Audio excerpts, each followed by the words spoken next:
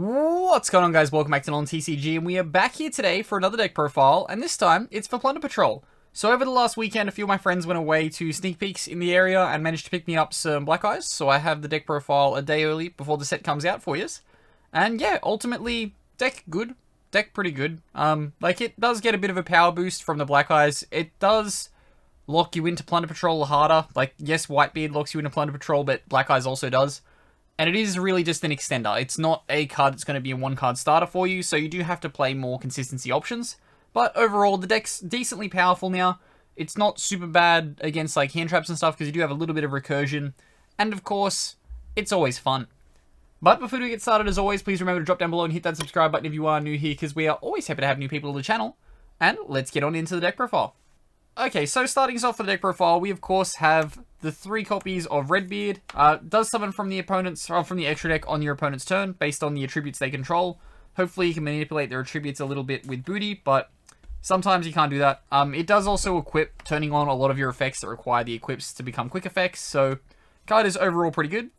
Hopefully you're going to be summoning off the Whitebeard though. So the Whitebeard, same thing again, summons from the extra deck on your opponent's turn, equal to the attribute that they control.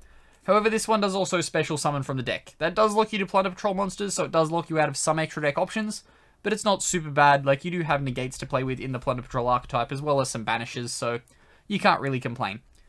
After that, we've got, of course, 3 copies of Golden Hair. Typically, Golden Hair plus Whitebeard is relatively a decent combo, because you can link it off into Almirage, then trigger the effect, discarding the Whitebeard to summon itself back, then Whitebeard can trigger, and away you go. You kind of see where it's gone from there. We do, of course, next off, have 3 copies of Bluebeard. Just gives you that discard, draw 1. Hopefully that's a little bit of consistency to help your day go around. After that, though, we do have the Black Eyes, Mr. Extender. Just helps you make much, much bigger boards with this deck when you have Black Eyes. So it's overall a good card. Doesn't make the deck, like, insanely broken. Just makes it much more competitive than it was previously. After that, though, you do have a ton of room in this deck. Like, I think there's up to 12 cards of variants that you can play and just kind of put whatever you like into it. However, I've gone with like some hand traps, of course, because it's like the best way to make this deck competitive. As a part of that, I've gone with 3 copies of Ash Blossom and Joyous Springs, 3 copies of Nibiru, and then the obscure choice is I'm main decking 3 copies of Lancia.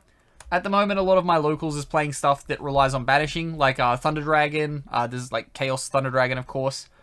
There is like Bird Up and stuff like that, like just kind of general Tri-Brigade decks that float around, as well as Invoked. So like Invoked and there's a lot, actually. When you mention it, it's pretty much my entire locals by like 3 players revolve around banishing, because then you see Eldritch come out with the rest of them.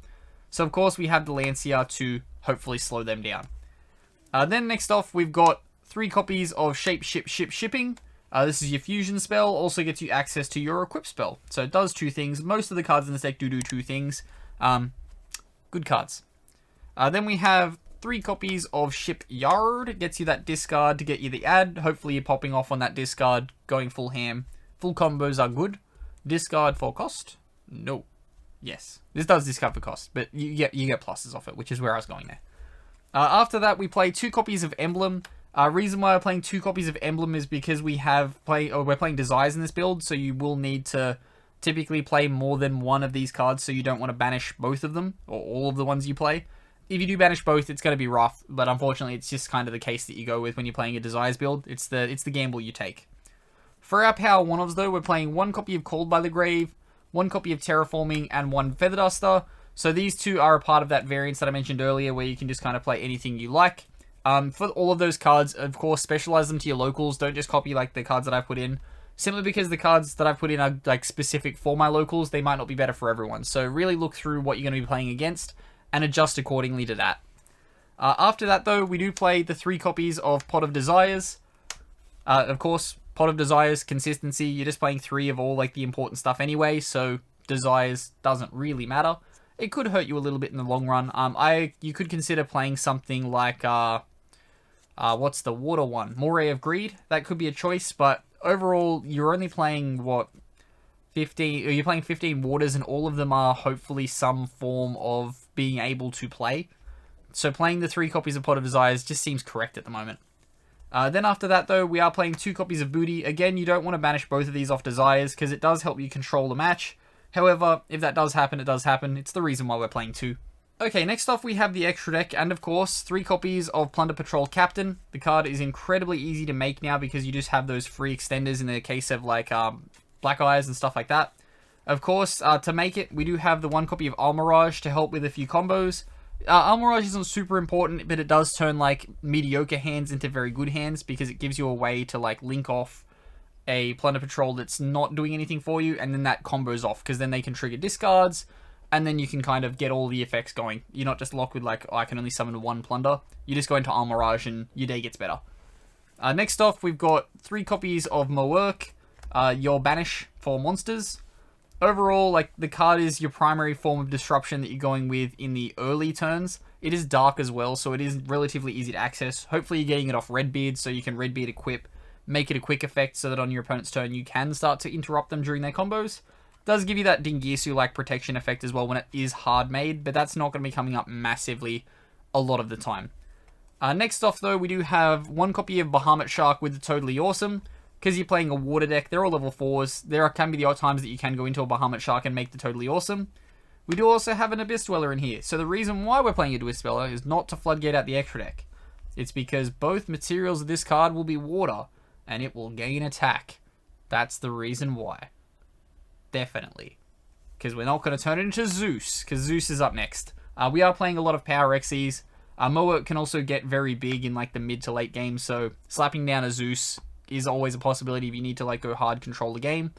You are going to like get rid of a lot of your resources off board when you do that, so that is something you can consider like in cutting this. You can probably cut this, the Toad, or the Bahamut Shark to go into possibly playing like a Dragite and that big whale synchro. Those are options that you can go down. Next off though, we do have the synchros. It is 2 copies of Brand for your spell and trap removal. Of course, it just banishes them. You do need to have an equip on it for it to be the quick effect though, so that is something to consider. It does give you that like add as well, which is always good. Helps you with a lot of consistency. Then we have, of course, the 2 copies of Liss coming up next. Just your primary negation if you have the discard. Of course, hopefully that then steamrolls you like everything else here, because everything in this deck kind of steamrolls if you're going well. But that wraps up here for the deck profile for this one. So as always, if you do have any recommendations or things you would change, do make sure to comment them down below. I feel as though the main deck for this is relatively solved in like the ratios that you have to play, so I wouldn't expect there to be too much change, apart from maybe cutting like Black Eyes to 2 because it's not a full extender. Then you could look at replacing that with another hand trap. But of course, all those hand traps and stuff, you can always gut them out if you don't want to play that style of thing and you want to play something more fun. You can go with some water-based extenders, maybe playing stuff like Salvage to give you more consistency and, well, not relatively more consistency, just more follow-up. So you're not like running out of resources. So that's something you can consider. But as always, I've been Ben from NolanTCG, and have a good afternoon, everybody.